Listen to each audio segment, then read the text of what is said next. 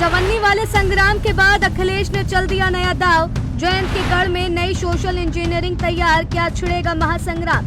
जाट नहीं तो गुर्जर दलित मुस्लिम का नया फॉर्मूला, क्या बदलेंगे समीकरण।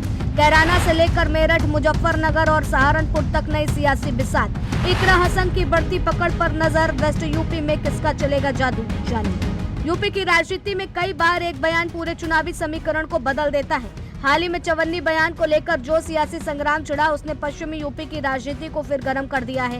एक तरफ जयंत चौधरी और राष्ट्रीय लोकदल लगातार अपने प्रभाव वाले इलाकों में पकड़ मजबूत करने में जुटे हैं, तो दूसरी तरफ अखिलेश यादव ऐसा दाव चल रहे हैं जिसकी चर्चा लखनऊ से दिल्ली तक होने लगी है। कहा जा रहा है कि जयंत के नहले पर अब अखिलेश ने दैला चल दिया है। वजह पश्चिमी उत्तर प्रदेश में नई सोशल इंजीनियरिंग की तैयारी है। बड़ी बात यह है कि इस पूरे खेल में कैराना सांसद इकरा हसन का नाम भी चर्चा के केंद्र में आ गया है। आखिर ऐसा क्या हो रहा है, चलिए आपको पूरी कहानी बताते हैं। दरअसल 2022 के विधानसभा चुनाव में समाजवादी पार्टी और रालोद ने मिलकर के जाट मुस्लिम समीकरण के सहारे बीजेपी को चुनौती देने की कोशिश की थी। कई सीटों पर इसका असर भी दिखाई दिया था, लेकिन समय बदला और जयंत चौधरी एनडीए के साथ चले गए। इसके बाद पश्चिमी यूपी की राजनीति में सबसे बड़ा सवाल यही था कि अब सपा जाट वोटों की भरपाई कैसे करेगी। जानकारों का मानना है कि इसी सवाल का जवाब खोजते हुए अखिलेश यादव अब नई रणनीति पर काम कर रहे हैं। इसलिए रणनीति का केंद्र मुस्लिम, दलित और गुर्जर वोटों का नया समीकरण है। यानी जिस जाट वोट बैंक पर पहले सबसे ज्यादा चर्चा होती थी, उसकी वजह अब नए सामाजिक समीकरण तैयार किए जा रहे हैं। पश्चिमी यूपी के 26 से अधिक जिलों और करीब 136 विधानसभा सीटों पर इस रणनीति का असर देखने की कोशिश की जा रही है। समाजवादी पार्टी का मानना है कि अगर यादव, मुस्लिम, दलित और गुर्जर मतदाताओं का बड़ा हिस्सा एक साथ आता है तो कई सीटों पर मुकाबला पूरी तरह बदल सकता है। खासकर गुर्जर समाज पर पार्टी का फोकस तेजी से बढ़ा है। वजह साफ है, क्योंकि जिन इलाकों में पहले जाट वोट निर्णायक भूमिका निभाते थे, वहां गुर्जर आबादी की प्रभावी मानी जाती थी। ऐसे में सपा अब गुर्जर समाज में अपनी पैठ मजबूत करने की कोशिश कर रही है। यहीं पर इकरा हसन का नाम भी चर्चा में आता है। कैराना से सांसद इकरा हसन पश्चिमी यूपी की राजनीति में तेजी से उभरता चेहरा मानी जाती है।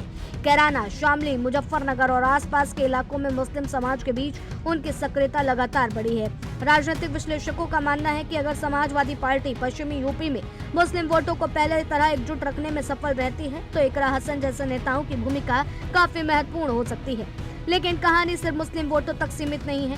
पश्चिमी यूपी में दलित वोट भी बड़ी भूमिका निभाते हैं। 2024 के लोकसभा चुनाव में पीडीए यानी पिछड़ा, दलित और अल्पसंख्यक की रणनीति को लेकर काफी चर्चा हुई थी। अब माना जा रहा है कि उसी फॉर्मूले को और बड़ा रूप देने की तैयारी चल रही है।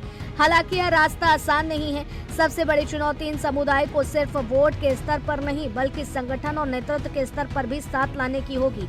पश्चिम यूपी में बीजेपी की मजबूत संगठनात्मक मौजूदगी, जयंत चौधरी का प्रभाव और स्थानीय नेताओं की भूमिका भी महत्वपूर्ण रहने वाली है। यही कारण है कि राजनीतिक विश्लेषक अभी किसी भी निष्कर्ष पर पहुंचने से बच रहे हैं। लेकिन इतना जरूर कहा जा रहा है कि 2027 का चुनाव पश्चिमी यूपी में सिर्फ भाजपा बनाम सपा की लड़ाई नहीं होगा, बल्कि यह सामाजिक समीकरणों की सबसे बड़ी परीक्षा भी साबित हो सकता है।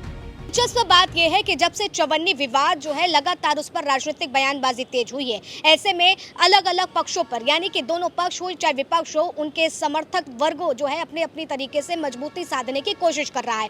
और अगर बात करें 2027 के विधानसभा चुनाव को लेकर के, तो अब आने वाले समय में ये चीज़ जरूर देखने वाली दिलचस्प होगी, क्योंकि जिस तरीके से पश्चिमी यूपी में वोट बैंक किस आधार पर जाता है और किन चीज़ों को मजबूती दिखाता हुआ नजर आता है। क्योंकि आने वाले दिनों में ये सारी चीजें जो हैं वो पूरी तरीके से एक के बाद एक क्लियर होती हुई नजर आएंगी। क्योंकि जिस तरह से वोट बैंक के बाद अगर बात करें तो सामाजिक समीकरण, और इसी के साथ अगर बात करें तो राजनीतिक प्रभाव इसका धरातल पर कितना पड़ेगा, ये तो आने वाले वक्त में ही पता चलेगा। वीडियो जर्नलिस्ट पुनीत पांडे के साथ आस्था तिवारी।